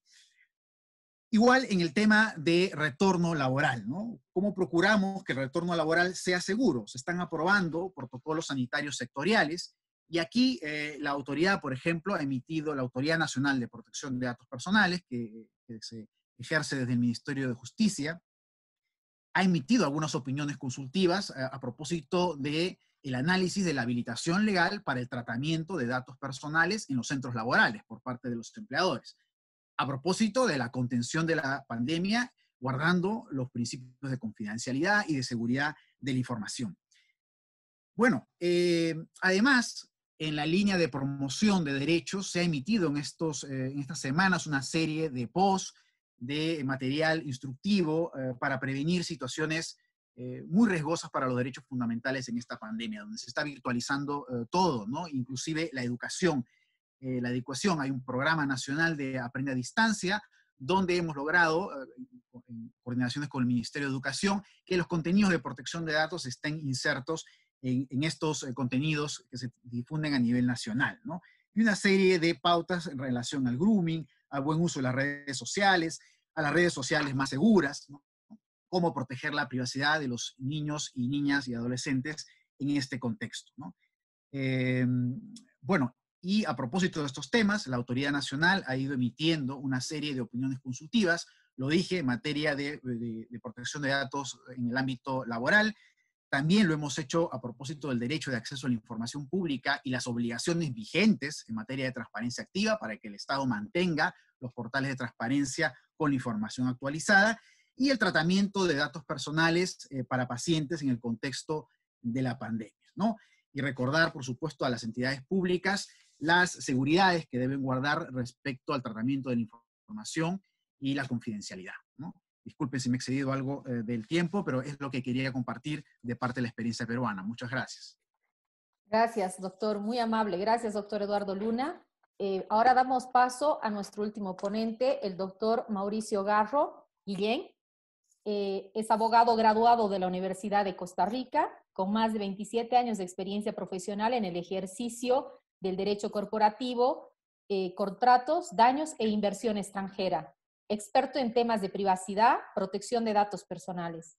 Él es exdirector de la Agencia de Protección de Datos de los Habitantes de Costa Rica, expositor nacional e internacional en la materia, cuenta con un máster en Empresas Internacionales y Comercio Exterior, graduado de la Universidad de Barcelona, España, un máster en Derecho de la Empresa, graduado de la Universidad Pompeu de Fabra, Barcelona, España, ex profesor invitado del posgrado de Mediación de la Universidad de Barcelona, España, árbitro certificado por la International Chamber of Commerce, International Business Law Institute de París, Francia. Negociador y conciliador capacitado por el Conflict Resolution Research and Resource Institute de Estados Unidos, la Fundación Libra de Argentina y el Centro de Arbitraje y Conciliación de la Cámara de Bogotá, Colombia. Querido doctor, como todos los ponentes, dispone de 10 minutos y posteriormente, una vez que concluyamos, vamos a proceder a las preguntas que hemos recogido en el chat. Si tiene pantalla, si tiene presentación, le pido por favor compartir su pantalla. Perfecto, Karina. Muchísimas gracias. Gusto y muchos saludos. Bueno, ya reiterados a Felipe, Gustavo, Nelson y Eduardo. Mi agradecimiento para ISOC y Oscar y su persona, Karina. Bueno, en realidad yo creo que han estado muy completas las exposiciones y creo que dialogamos siempre sobre temas muy fundamentales de la protección de datos, pero que finalmente nos remiten a preceptos que deben ser los que por estándares normales han de guiar las conductas de las sociedades.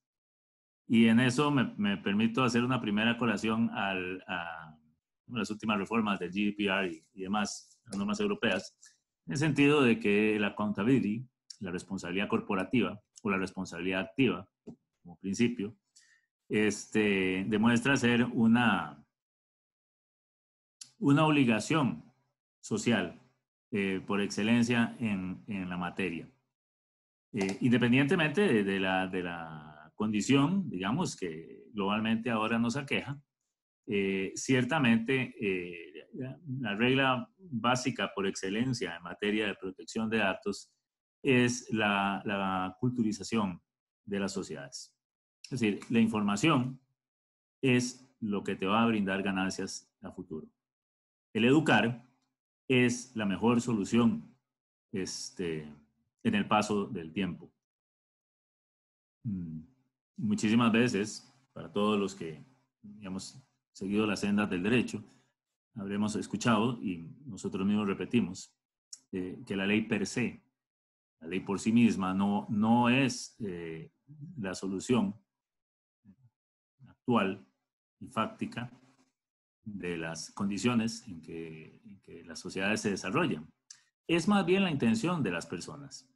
Pero para que una persona tenga intención, se requiere que esa persona comprenda por qué debe tener esa intención y para qué debe manejar esa intención.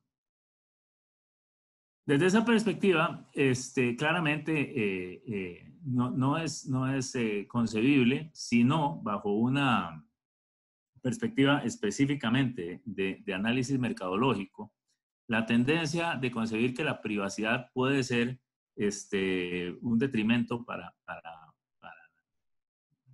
debido cuidado en temas de salud o cualquier otro, o cualquier otra manifestación de los datos personales.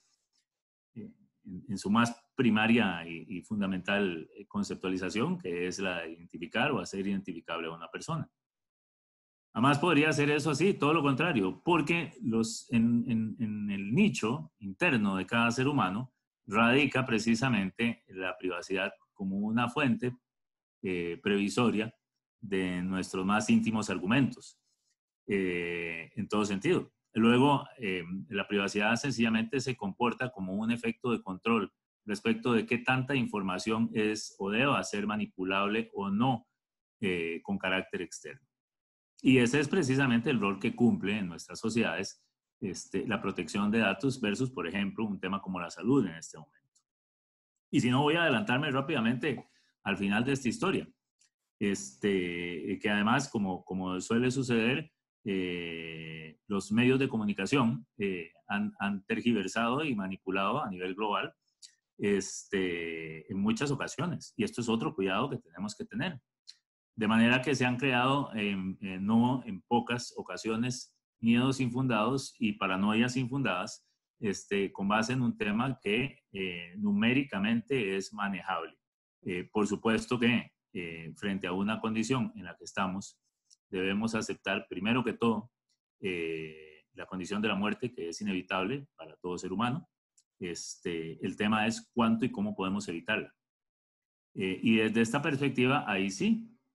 Y, digamos, las legislaciones de corte continental, las legislaciones de protección de datos que siguen la línea del derecho continental, normalmente por excelencia, y en eso todos los países, colegas representados en este foro, tienen esa virtud, esa ventaja, incluyendo evidentemente Costa Rica, de tener un marco de legislación en materia de protección de datos que abiertamente condiciona la autodeterminación informativa a eventos de especial naturaleza, como el COVID-19 que nos está aconteciendo. Luego, el caso de Costa Rica tiene, como todos, sus particularidades, ¿verdad? Hay que atender primordialmente a que, aparte de los esfuerzos de crear una cultura en materia de protección de datos que venimos desarrollando desde el 2014, en el caso mío, cuando correspondió construir el proyecto de protección de datos acá en Costa Rica, se ha venido comportando como una regla de progreso que por una específica situación que se dio casualmente antes de entrar a la fase del coronavirus, se produjo en este país, que fue un tema también de datos sensibles, pero de otra naturaleza. ¿Cuál era la creación por parte de la Presidencia de la República de una unidad de análisis de datos precisamente para el órgano presidencial?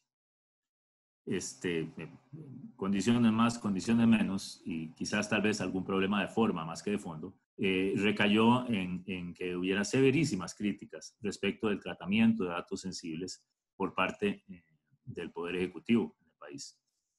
Y ahí, por cierto, se puede decir medianamente que tuve la alegría de ver cómo los esfuerzos de crear una cultura en materia de protección de datos efectivamente estaban rindiendo algunos productos satisfactorios, puesto que la gente rápidamente percibió el peligro, digamos, del tratamiento masivo de la data personal, especialmente si es sensible, fuera de los ámbitos del consentimiento informado, independientemente de que sean los órganos estatales o no los que lo realicen. La permisibilidad está dada, pero el control debe existir. Y en ese sentido, esta situación que se produce casualmente antes de que suceda el tema del COVID-19 y de que el gobierno comience a tomar las primeras directrices en relación con esta materia, produjo un escándalo de dimensiones más que razonables y un furor por el cuidado en la materia de privacidad respecto del uso de la información personal, sobre todo cuando esta es de naturaleza sensible o de especial protección en términos del artículo 9, párrafo primero del GDPR, ¿verdad? Para que nos centramos, digamos, en un contexto global. Dicho esto, a partir de ese momento, cuando entra el tema del COVID, pues ya existe una base bastante sólida respecto de la cual el gobierno, en mi personal opinión, ha actuado con muchísima cautela y prudencia, particularmente tanto del Ministerio de Salud como la Caja Costarricense del Seguro Social, y en un esfuerzo, diría yo, que creo que a los costarricenses nos tiene satisfechos, ha producido, digamos, un control del estado del avance, digamos, del virus en el país, ¿verdad? Ciertamente en materia, digamos, del tratamiento de datos personales se abren puertas. Y hace unos días, escribiendo un artículo para la firma española de la cual soy socio, comentaba que es importante prever, tomar pautas por adelantado de lo que puede ser el futuro una vez que logremos, si todo sale como esperamos, resolver este tema a nivel global de la pandemia. Pero ¿qué va a suceder con toda esa información médica, con temas de salud, datos no solo genéticos, biométricos, que se han estado recopilando sin control, precisamente de cara a intentar buscar soluciones para controlar la pandemia? Este es un tema de vital importancia para todo órgano de protección de datos, para todo órgano regulador. Porque en este momento estamos resolviendo una situación de emergencia. Pero ¿qué pasa después de la emergencia? ¿Qué vas a hacer con eso? Y en este sentido, te vuelvo nuevamente a repetir la idea. particularmente la intención de mercado siempre ha votado por mayor flexibilidad en el control de las regulaciones sobre la privacidad. El mejor ejemplo está clarísimo. Los Estados Unidos han tenido una fuerte regulación en materia de consumo y de temas financieros respecto de la data. Pero no hay una conceptualización del derecho a la protección de datos, como por ejemplo lo existe en el medio europeo, como un derecho humano. Luego la salud ha sufrido mucho en aquel país por este tema. Y el control de la data, en ese sentido, ha de tenerse, por lo menos inicialmente, previsto que ha de sufrir más o menos de una igual dimensión en términos de un efectivo control por parte de las autoridades de cómo se utilizan esta información para crear diferentes soluciones que puedan satisfacer el mercado en sus diferentes formas. Este es el mayor peligro, ¿verdad? Siempre la privacidad y el mercado andan en un diálogo constante. Fácilmente lo podemos ver a nivel global con el tema del Privacy Shield, ahora, entre la Unión Europea y los Estados Unidos, y en su momento con el Safe Harbor, ya declarado nulo hace 4 años. Nuevamente, digamos, volviendo al tema de Costa Rica, pues sí, hay que ponderar, digamos, varias soluciones que se han tomado al efecto. Y yo registraría, digamos, en esta condición una importante labor del gobierno a la hora de ponderar el uso de los mecanismos que ya de por sí el Estado Social de Derecho tiene formados en Costa Rica. Hace ya algunos años se venía trabajando en lo que acá llamamos el EDUS, el Expediente Digital Unificado de Salud, que la Caja Costarricense del Seguro Social, como ente contralor de la salud en el país, diseñó para poder garantizar o brindar a los costarricenses toda la información de su expediente de salud personal vía digital. Y claramente, digamos, las nuevas tecnologías bien aplicadas, digamos, facilitan que esta información llegue y sea manejable maneras que incalculablemente serían imposibles de manejar si esto se hiciera de manera física, sin perjuicio de los ahorros extraordinarios que esto representa en términos de costes para la ejecución de las labores correspondientes. Sobre esa base, se ha montado el diseño también de una app, como ya lo mencionaron los colegas, en términos lo decía Felipe, lo decía Nelson, Gustavo, de poder controlar la trazabilidad, digamos, del desarrollo de la enfermedad. Aparejado entonces al Ministerio de Salud y a la Caja Costarricense del Seguro Social por vía del EDUS, del Expediente Digital Unificado de Salud, pues se crea una app para hacer y controlar el desarrollo de la enfermedad. Esto tiene un problema concéntrico, que es básicamente el qué sucede con toda la información que se está recopilando, como sucede normalmente, solo que a la millonésima potencia. Es decir, estamos hablando del Big Data, mega Big Data en materia de tratamiento de datos de la salud provocado a razón de una necesidad específica. Y es un cuidado que hay que tener. En ese sentido, mi llamado, y no creo que sea solo una cuestión propia de Costa Rica, creo que es un llamado genérico que tenemos que aplicar, los protocolos de seguridad. El control de la ciberseguridad resulta indispensable para garantizar la oportuna y satisfactoria utilización de tal cantidad de información. En ese sentido, yo sí estoy claro y consciente de que la Caja Costarricense ha realizado esfuerzos para desarrollar los protocolos y esperemos que rindan oportunamente los resultados satisfactorios que todos esperamos. Esto es una cuestión que se verá en el futuro próximo. Más allá de eso, la política estatal y el control de la protección de datos reside esencialmente en la aplicación aquí, particularmente de la Ley 8968, concretamente del artículo 8, los incisos E y F, que regulan la posibilidad del Estado de intervenir en casos como el que nos acontece para el tratamiento de los datos personales. Creo que hay que recalcar, finalmente, para extenderme más de la cuenta y sabiendo además que vamos bastante cortos ya con el tiempo, que en materia, aquí y en cualquier lado, en materia de protección de datos, la responsabilidad individual de cada sujeto es vital, es esencial. Y la mayor lección que pueda uno aprender de la privacidad es que mis datos personales, de los cuales soy yo titular, recaen en personal responsabilidad de cada sujeto el manejarlos adecuadamente. De manera que cuando aceptamos la función de una app, cuando descargamos diferentes facilidades para manejar nuestra vida diaria, tenemos que tener en conciencia que somos nosotros los que estamos tomando esa decisión. Y desde esa perspectiva, en tiempos como este, lo más recomendable siempre es que las personas asuman con responsabilidad ese legado que es precisamente la privacidad. Muchísimas gracias, Karina, y a la sola. No, perdón. Muchas gracias en todo caso, doctor Mauricio Garro. Ahora vamos a proceder justamente a atender las preguntas. Les pido por favor, vamos a empezar el mismo orden que las ponencias, si les parece. Les he pasado por WhatsApp, pero de todas formas les voy a leer para cada uno las preguntas. Permítame, doctor, mientras están contestando, doctor Garro, le voy a enviar también a su WhatsApp la pregunta, ¿sí?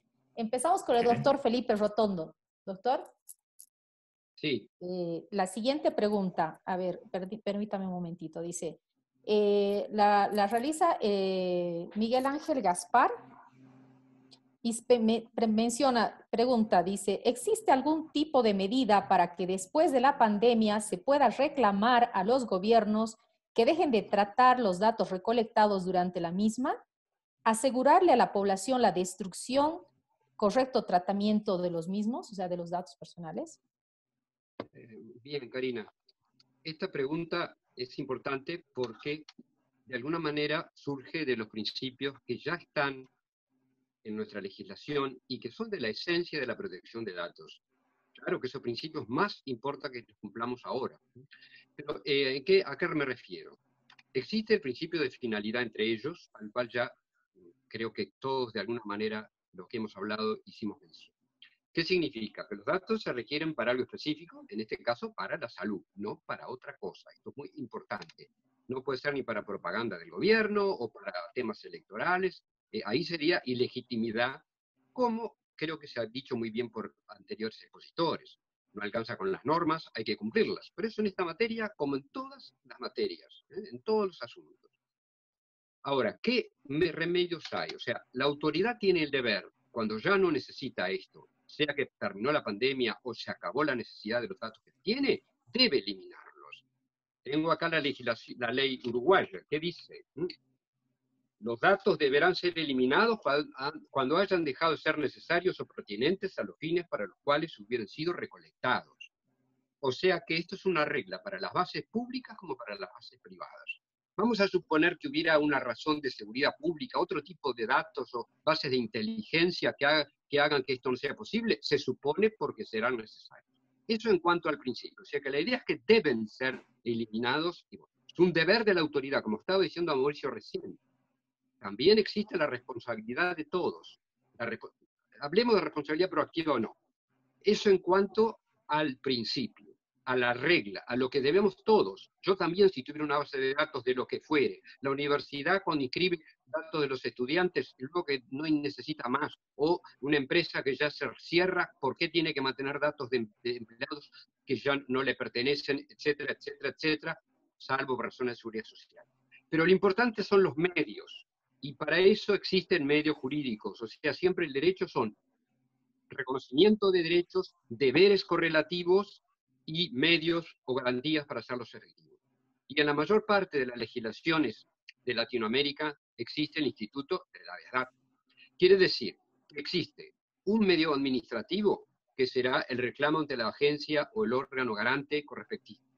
Pero también se puede ir, en el caso uruguayo, directamente, no hay por qué pasar antes por la unidad reguladora, a exigirle a quien mantiene datos que no deben mantenerse, que los elimine, que los borre.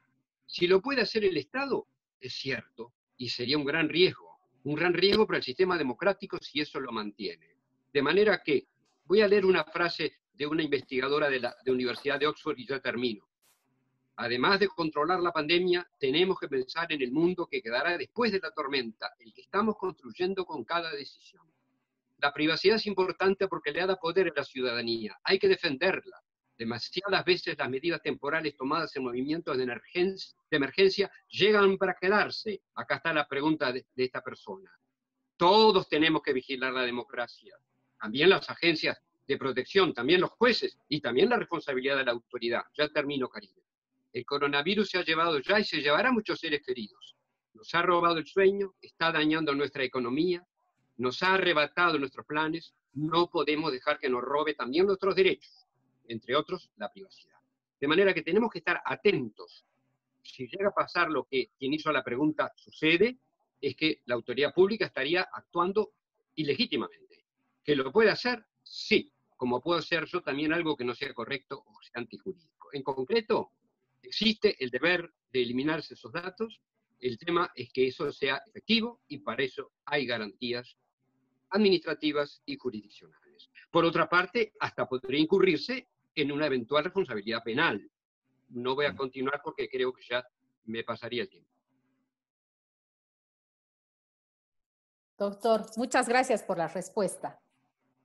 Ahora pasamos, por favor, al doctor Nelson Remolina. Hay una pregunta dirigida para él. ¿Qué hacer cuando, la pregunta la hace Alejandro, ¿qué hacer cuando, por ejemplo, en Colombia, mediante decreto le autorizan a la UGPP obtener toda la información que él requiera, dizque para generar una ayuda a las empresas respecto a la conservación de empleo, y con base a ello piden información, entre paréntesis, toda hasta la reservada? Bueno, gracias Alejandro por la pregunta. Yo desconozco si la norma dice lo que usted como lo manifiesta en esos términos de obtener cualquier información. No conozco esa norma, habría que verificarla, pero lo que puedo decir es lo siguiente. Las autoridades públicas deben obrar conforme a lo que dice la ley. Y en materia de tratamiento de datos, el decreto 1377 de 2013, por el artículo 5, bueno, dice que las autoridades solo pueden recolectar los datos estrictamente necesarios para cumplir la finalidad. De manera que aquí no se trata de recolectar todo, como botar una atarraya y recolectar todos los datos. Si se está haciendo eso es indebido. La norma no dice otra cosa y le pido por favor que revise ese artículo. Ahora, usted me pregunta qué hacer. Pues como ciudadano hay varias cosas. La semana pasada acá en Colombia, ustedes saben, un juez en sede de tutela ordenó a una autoridad pública no recolectar o no exigirle al ciudadano que recolecte tantos datos sobre el mismo porque le colocaban como condición suministrar unos datos que el juez en sede de tutela consideró que no eran estrictamente necesarios para la finalidad que se solicitaba. Entonces, uno, acuda a mecanismos constitucionales, la acción de tutela como ciudadano. Otro, acuda, haga ejercicio de sus derechos con una consulta o un reclamo frente al responsable del tratamiento de datos. Si no le responden oportunamente, usted no queda satisfecho con la pregunta, pues puede acudir, desde luego, a presentar una queja ante la Autoridad de Protección de Datos, que es la Superintendencia de Comercio. Para eso la Superintendencia tiene todos los canales electrónicos, no hay que desplazarse físicamente, hay una app también para atender consultas y reclamos, en fin. O sea, lo que le digo es que como ciudadano ejerza sus derechos y quizás también es importante tener presente lo que les comentaba. La ley 1581-2012 a las autoridades públicas les permite recolectar datos, pero no lo que quieran. Esto no es caprichoso. Eso, si lo hacen así, sería claramente un abuso del poder. Y nosotros, los funcionarios públicos, no podemos abusar del poder. Tenemos que obrar conforme lo indica la Constitución y la ley. Entonces, y recalco lo siguiente, la ley facilita que las autoridades públicas recolecten esos datos, pero para el cumplimiento de sus fines legales, los cometidos estatales, no para cualquier cosa, como lo planteaba muy bien Felipe, y eso de finalidad coincido plenamente. Esto no se trata de que voy a recolectar datos ciudadanos para hacer cualquier cosa, no, no, no. Esto es lo que dice la ley y cada entidad pública, incluso si leen el decreto reglamentario de entidad privada, debe justificar por qué recolecta unos datos para mirar si son necesarios para cumplir la finalidad. De manera que yo lo que le puedo decir es que desde el punto de vista de la regulación de datos, no es como lo planteas en la pregunta de recolectar cualquier cosa. Hay que mirar las normas integralmente, armónicamente como tal. Pero en caso que consideres que hay un abuso, pues obviamente como ciudadano tienes derecho a ejercer tus acciones constitucionales o administrativas y lo invito a que haga uso de las mismas.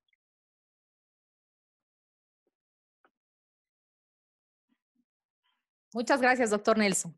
Siguiente pregunta, por favor, es para el doctor Gustavo Parra. Dice, la pregunta es también de Miguel Ángel Gaspar. La app de Apple y Google tiene un punto crítico, que es la interacción con la autoridad sanitaria local. ¿Qué mecanismos de seguridad tiene la población de que en este punto no se rompe la custodia de la privacidad? Gracias. Bueno, el tema del acuerdo entre estas dos compañías tiene que ver con que no es como tal una aplicación, sino es un protocolo, es una interfaz que le permite, digamos, darle mayor funcionalidad a las propias aplicaciones que cada autoridad nacional establezca. Y lo que entiendo es que estas compañías han entrado en contacto con los responsables sanitarios de cada país para tener un solo canal, una sola vía, y la aplicación que desarrolle el propio gobierno de ese país sea el que de alguna manera le dé mayor potencia y pueda ser descargado y generar las actualizaciones correspondientes en teléfonos Android y de Apple. Entonces, la seguridad, quien la debe de garantizar en primera instancia será esa autoridad que establezca con una evaluación de impacto, con una serie de medidas reforzadas, etcétera, pues que funcione de acuerdo con los principios de protección de datos personales recogidos en su legislación y, por supuesto, en los estándares internacionales. Estas aplicaciones, como son descentralizadas, la información va a quedar en el dispositivo móvil y, en principio, además, dependen de la voluntad de quien lo quiere usar y de la notificación de exposición cuando alguien resulta afectado, también es, digamos, dependiente de la voluntad de quien lo ha bajado y quien tiene en su dispositivo esta aplicación. Entonces, de alguna manera se busca hasta donde se tiene esta información que dependa precisamente de esta llave del consentimiento, pero las principales medidas las debe de garantizar el gobierno y el Estado concreto que ponga a disposición esta aplicación. Y además, con lo que se ha mencionado, todas estas aplicaciones y todos estos mecanismos tendrán que tener una duración limitada en el tiempo. Y después, deshabilitarse, después, ahí tendrá que ser tarea de las autoridades de protección de datos, el que verifiquemos qué pasó con toda esa información, si ya se canceló, si se destruyó, en qué repositorio se quedó, y hacer un seguimiento y que las autoridades sanitarias rindan cuentas de toda esa información agregada. Todo lo que se va recogiendo en los teléfonos, pues son,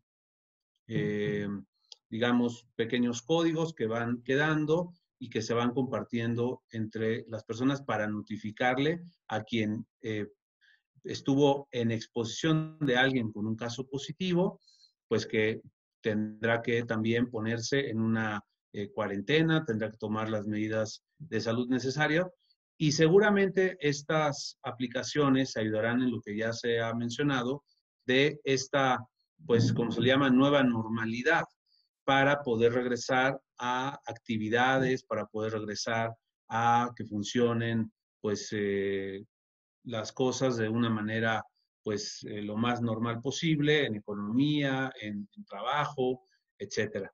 Y bueno, pueden servir precisamente para poder ayudar a darle seguimiento a las personas que están contagiadas. Ciertamente, pues todo esto tiene que verificarse con evaluación. Cada país tendrá que tomar decisión si así se aplica y se usa ese protocolo en conjunto entre la autoridad sanitaria, las autoridades de gobierno y la autoridad de protección de datos, que también tendrá que estar muy atento del seguimiento para que esto funcione de manera correcta. Gracias. Gracias por la respuesta, doctor Gustavo Parra. La siguiente pregunta, por favor, la vamos a dirigir al doctor Eduardo Luna. Justamente se la voy a leer. Dice, con ocasión de los lineamientos para la vigilancia de salud de los trabajadores, así como los protocolos de bioseguridad a los diversos sectores, se exigen ciertas medidas que involucran el tratamiento de los datos personales. Entre paréntesis, que si bien si está justificado no solicitar el consentimiento, si cierro paréntesis, ¿qué pasa con las autoridades diversas que están requiriendo información a las empresas para fiscalizar su adecuación? Perdón, si me permite terminar. Por ejemplo, la SUNAFIL, que revisa la implementación en la seguridad y salud en el trabajo, podría requerir las fichas sintomatológicas, nombre de contagiados. ¿Cómo debería entregarse?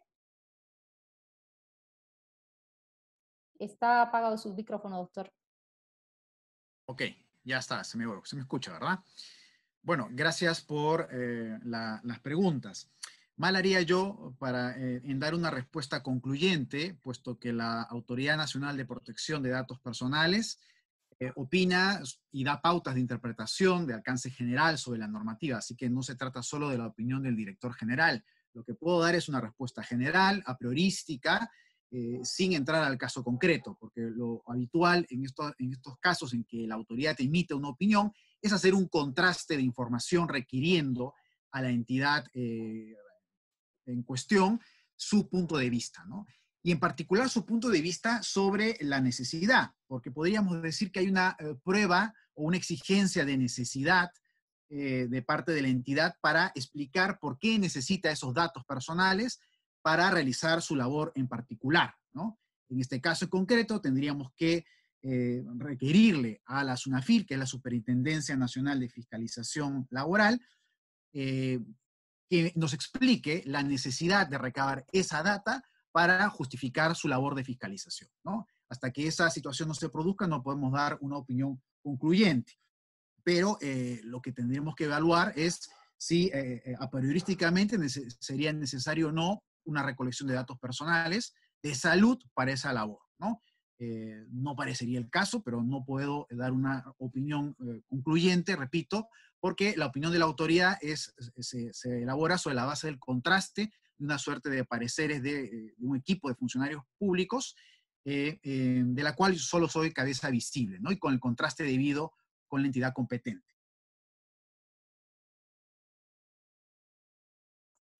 Muchas gracias por la respuesta, doctor Eduardo Luna.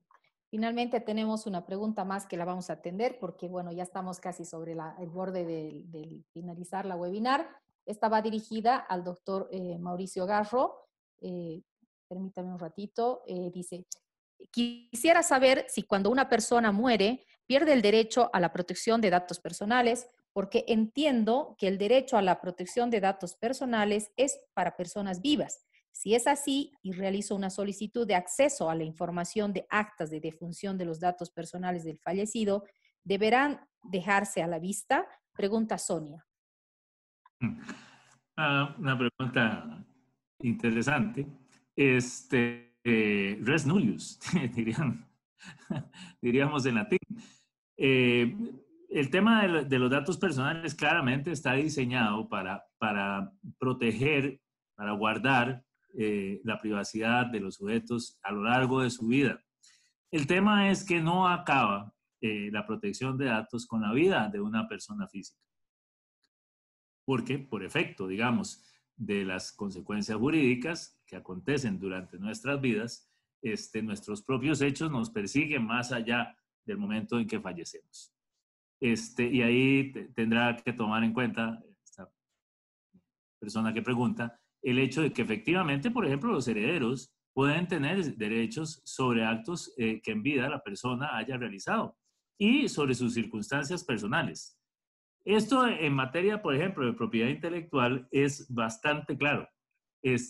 Pero hablando específicamente del tema que nos acontece, voy a poner un ejemplo muy sencillo que casualmente me ocurrió en la práctica hace unos años cuando estaba dando unas capacitaciones acá en Costa Rica en el Tribunal Supremo de Elecciones, que es el órgano en el cual reside el registro civil del país.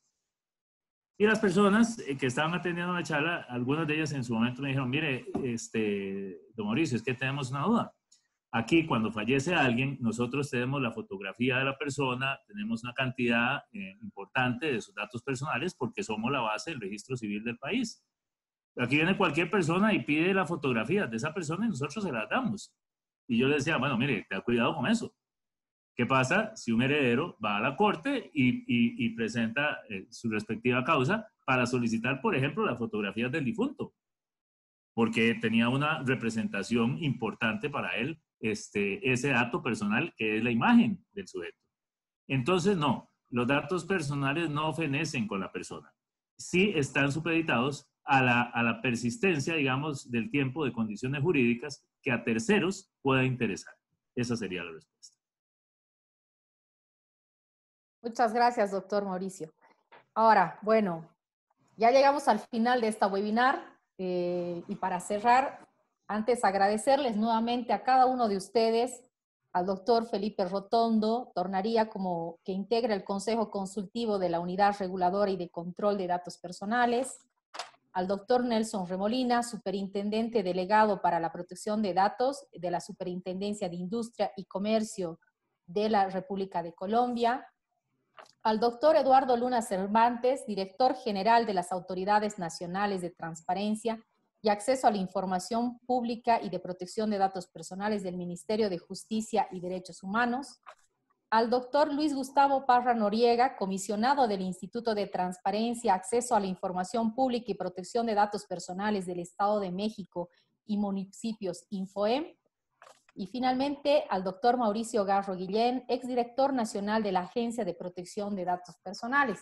Como ustedes han podido ver, el tiempo ha quedado súper corto, ha generado mucho debate. Les comento que nuestra sesión solamente tiene una capacidad de 100 personas, pero hemos transmitido por Facebook Live la webinar, ha generado muchísimos comentarios positivos. Esperamos poder realizar también una segunda webinar con otras autoridades también para que puedan participar.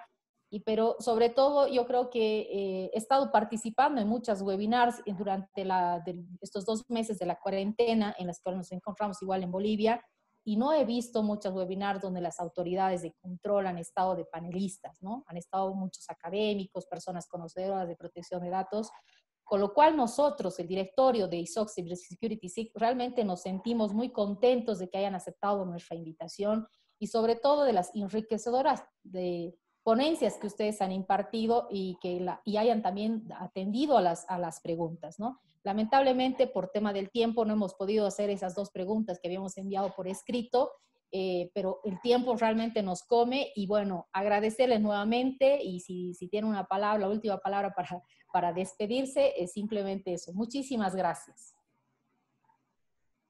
Muchísimas gracias a todos. Gratos saludos. Muchas gracias, Karina. Muchas gracias por todo. Saludos. Gracias. Saludos. Gustavo, Un saludo Eduardo, a todos. Mauricio, Felipe. Adiós. Chao, Muchas Nelson. gracias. Nelson, Felipe, Mauricio, a todos, Eduardo. Chao, Felipe, Eduardo. Abran sus cámaras, los que están activos para... Sí, vamos a por sacar favor, una fotografía, tirar por una favor, con los ponentes. No, si es posible. Por favor. Ok.